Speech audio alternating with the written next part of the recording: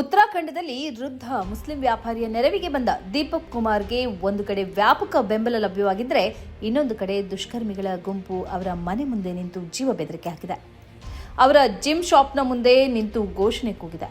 ಧೈರ್ಯ ಇದ್ರೆ ಹೊರಗೆ ಬಾ ಅಂತ ಆಹ್ವಾನ ನೀಡಿದೆ.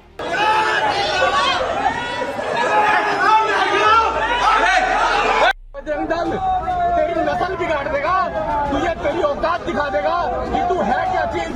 बजरंग दल आज मैदान में आया है, बजरंग दल मैदान में, बजरंग दल के सम्मान में। ಜನವರಿ 26ರಂದು ದೇಶ ರಿಪಬ್ಲಿಕ್ ಡೇಯ ಸಂಭ್ರಮದಲ್ಲಿದ್ದಾಗ ಉತ್ತರಾಖಂಡದ ಕೋಟುದ್ವಾರ್ ಎಂಬಲ್ಲಿ 70 ವರ್ಷದ ಮೊಹಮ್ಮದ್ ಶುಯೇಬ್ ಎಂಬುವರ ಅಂಗಡಿಗೆ ದುಷ್ಕರ್ಮಿಯ ಗುಂಪು ಪ್ರವೇಶಿಸಿತು. ಬಾಬಾ ಎಂಬ ಹೆಸರಿನಲ್ಲಿರುವ ಅವರ ಅಂಗಡಿಯ ಬೋರ್ಡ್ ಅನ್ನು ತೆರವುಗೊಳಿಸುವಂತೆ ಬೆದರಿಕೆ ಹಾಕಿತು. ಆ ಬೋರ್ಡ್ನಲ್ಲಿ ಅವರು ತಮ್ಮ ಹೆಸರನ್ನ ನಮೂದಿಸಿದ್ದರೂ ಆ ಗುಂಪು ಕೇಳಲಿಲ್ಲ. ಬಾಬಾ ಎಂಬುದು ಹಿಂದೂಗಳ ಹೆಸರು, ಮುಸ್ಲಿಂ ಆಗಿ ನೀನು ಇಂಥ ಹೆಸರನ್ನ ಇಡಬಾರದು ಎಂದು ಹೇಳಿತು. ಅವರನ್ನ ಹೀನಾಯವಾಗಿ ನಡೆಸಿಕೊಂಡಿತು. ಈ ಸಂದರ್ಭದಲ್ಲಿ ಅಲ್ಲಿಯೇ ಇದ್ದ ದೀಪಕ್ ಎಂಬ ಯುವಕ ಆ ಮುಸ್ಲಿಂ ವೃದ್ಧರ ನೆರವಿಗೆ ಬಂದರು. ದುಷ್ಕರ್ಮಿಗಳಿಗೆ ಎದೆ ಕೊಟ್ಟು ನಿಂತರು ಮತ್ತು ಅವರು ಅಲ್ಲಿಂದ ಕಾಲ್ ಕೀಳುವಂತೆ ಮಾಡಿದ್ರು. ಇದರ ಬೆನ್ನಿಗೆ ದೀಪಕ್ ರಾಷ್ಟ್ರಮಟ್ಟದಲ್ಲಿ ಸುದ್ದಿಗೊಳಗಾದರು. ಸೋಷಿಯಲ್ ಮೀಡಿಯಾದಲ್ಲಿ ಉದ್ದಕ್ಕೂ ಅವರೇ ತುಂಬಿಕೊಂಡ್ರು. ಇವರನ್ನ ಹೀರೋ ಅಂತ ರಾಹುಲ್ ಗಾಂಧಿ ಹೊಗಳಿದ್ರು. ಇದರ ಬೆನ್ನಿಗೆ ವಿವಿಧ ಪ್ರದೇಶಗಳಿಂದ ಬಂದ ದುಷ್ಕರ್ಮಿಗಳ ಗುಂಪು ಅವರ ಮನೆಯ ಮುಂದೆ ನೆರೆಯಿತು. ಘೋಷಣೆ ಕೂಗಿತು. ಡೆಹ್ರಾಡೂನ್, ಹರಿದ್ವಾರ ಮುಂತಾದ ಪ್ರದೇಶಗಳಿಂದ ನೂರಾರು ಸಂಖ್ಯೆಯಲ್ಲಿ ಬಂದ ಜನರು ದೀಪಕ್ ಮನೆ ಮುಂದೆ ನಿಂತು ಅಪಹಾಸ್ಯ ಮಾಡಿದ್ರು. ದೀಪಕ್ ಓಡಿ ಹೋಗಿದ್ದಾನೆ, ಧೈರ್ಯ ಇದ್ರೆ ಹೊರಗೆ ಬಾ ಅಂತ ಆಹ್ವಾನಿಸಿತು. ಮುಸ್ಲಿಮರ ಬಗ್ಗೆ ಪ್ರೀತಿ ಇದ್ರೆ ಒಂದು ಟೊಪ್ಪಿ ಧರಿಸಿ ನೀನು ಮುಸ್ಲಿಂ ಆಗು ಎಂದು ಆ ಗುಂಪು ತಮಾಷೆ ಮಾಡಿತು. ಈ ನಡುವೆ ದೀಪಕ್ನ ಮೇಲೆಯೇ ಪೊಲೀಸರು ಕೇಸು ದಾಖಲಿಸಿದ್ದಾರೆ. ಬಜರಂಗದಳ ಮತ್ತು ವಿಶ್ವ ಹಿಂದೂ ಪರಿಷತ್ನ ಕಾರ್ಯಕರ್ತರು ನೀಡಿರುವ ದೂರಿನಂತೆ ದೀಪಕ್ ಕುಮಾರ್ ಮತ್ತು ಅವರ ಗೆಳೆಯ ವಿಜಯ್ ರಾವತ್ ವಿರುದ್ಧ ಪೊಲೀಸರು ಪ್ರಕರಣ ದಾಖಲಿಸಿದ್ದಾರೆ. ತಮ್ಮ ಕಾರ್ಯಕರ್ತರ ಮೇಲೆ ಹಲ್ಲೆ ಮಾಡಿದ್ದಾರೆ, ಮಾತ್ರ ಅಲ್ಲ ಹಿಂಸೆಗೆ ಆಹ್ವಾನಿಸಿದ್ದಾರೆ ಎಂಬ ದೂರಿನ ಅನ್ವಯ ಅವರ ಮೇಲೆ ಪ್ರಕರಣ ದಾಖಲಾಗಿದೆ.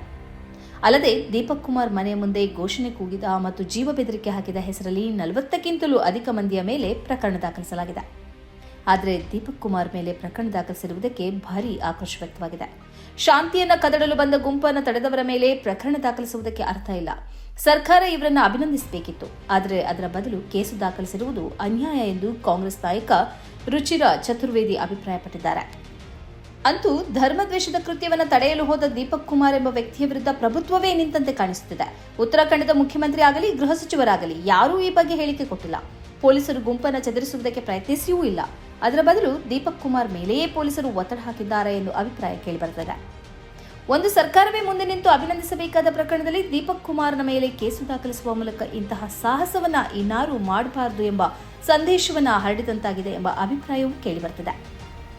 ಸ್ನೇಹಿತರೆ, ನಿಮ್ಮ ಅದ್ಭುತ ಬೆಂಬಲದಿಂದ ಸನ್ಮಾರ್ಗ ನ್ಯೂಸ್ ಚಾನೆಲ್ ಈಗ 2 ಲಕ್ಷ ಸಬ್ಸ್ಕ್ರೈಬರ್ಗಳನ್ನು ದಾಟಿದೆ. ಇದು ನಮ್ಮ ಯಶಸ್ಸಲ್ಲ, ಇದು ನಿಮ್ಮ ಯಶಸ್ಸು. ನಮ್ಮ ಮುಂದಿನ ಗುರಿ 4 ಲಕ್ಷ. ಇದು ಕಷ್ಟವಲ್ಲ. ನೀವು ಮಾಡಬೇಕಾದದ್ದು ಸಿಂಪಲ್. ನೀವು ಸನ್ಮಾರ್ಗ ನ್ಯೂಸ್ ಚಾನೆಲ್ ವಿಡಿಯೋವನ್ನ ನಿಮ್ಮ ಸ್ನೇಹಿತರಿಗೆ, ಕುಟುಂಬದವರೊಂದಿಗೆ ಹಂಚಿಕೊಳ್ಳಿ ಮತ್ತು ಅವರಲ್ಲೂ ಸಬ್ಸ್ಕ್ರೈಬ್ ಮಾಡಲು ಹೇಳಿ. ನೀವು ಶಕ್ತಿಯನ್ನು ಕೊಡಿ, ನಾವು ನಿಖರ ಸುದ್ದಿ ಕೊಡ್ತೇವೆ. ಧನ್ಯವಾದಗಳು.